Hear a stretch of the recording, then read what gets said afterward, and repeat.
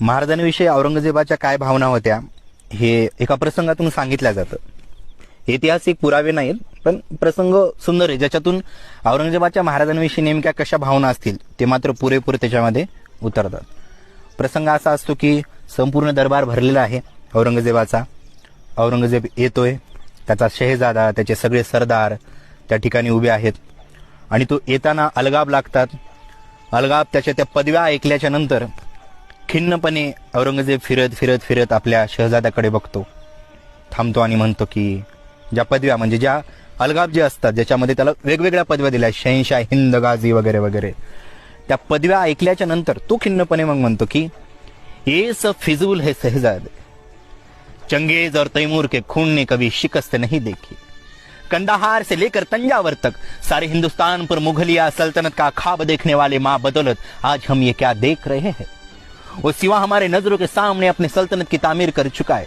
हमारे लाखों के फौजबंद सूबेदारों को शिकस्त देकर खदेड़ दिया है उसने. ये हमारे मामूजान अमीर उमरा और शास्ता खां साहब. सबसे शर्मनाक बात तो यह है शहजादे कि सिवा ने इनके लाल महल पर छापा मारकर इनके छक्के छुड़ा दिए. अरे ये तो नसीब के सिकंदर थे कि जान बच गई, सिर्फ 3 उंगलियां ही खोनी पड़ी. ये जोधपुर महाराजा जसवंत सिंह, मराठों के वार के जख्म इन्होंने अपने सीने पर नहीं बल्कि अपनी पीठ पर खाए हैं. ये सूरत के खूबसूरत खान इनायत खां बहादुर, सिवा जब सूरत लूटने आए तो ये बहादुर दुम दबा कर भाग निकले.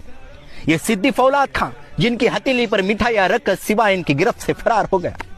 ये कारतलब खां, ये रसूल बेग रोजबानी, ये मीर आकिस तरबीर खान, खान जहाबहादुर, बहादुर खान, कोकलताज, भोगिनर, इसबाव सिंह, नारा केशव सिंह, राम सका, सैयद मुनब्बर खां बारहा, तमाम सारे राजपूत, बुंदेल, तुर्क, अफगान, उज़्बेकी, हबशी, मुगल फौजमंद सरदार, जिन्हें शिवा ने शिकस्त दी, सारी इज्जत मिट्टी में मिला दी.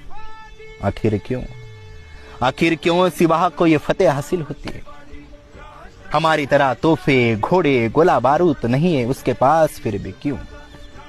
इस क्यों का मतलब तुम कभी नहीं समझ पाओगे शहजादे.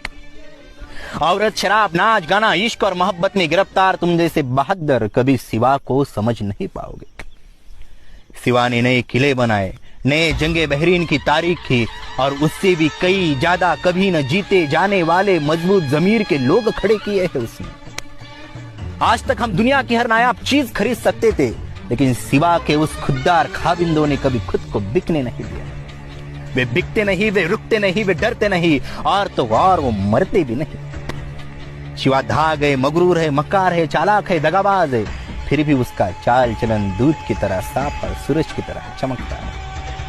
आधी काय म्हणतो तो, मक्कार म्हणतोय, दगाबाज म्हणतोय, पण सोबतच आधी पहिले त्याची नाचिक्की पूर्ण सगळे सोबतच चारित्र्याचा विचार करतोय की महाराजांची पूर्ण जी काय असेल त्याच्या मनात जेवढा काही द्वेष वगैरे असेल तो सगळं बोलून टाकलं. एक शत्रु धाग है, मगरूर है, मक्कार है, चालाक है, दगाबाज है, आणि नंतर काय असेल त्याचे फिर भी उसका चाल चलन दूध की तरह साफ और सूरज की तरह चमकता है.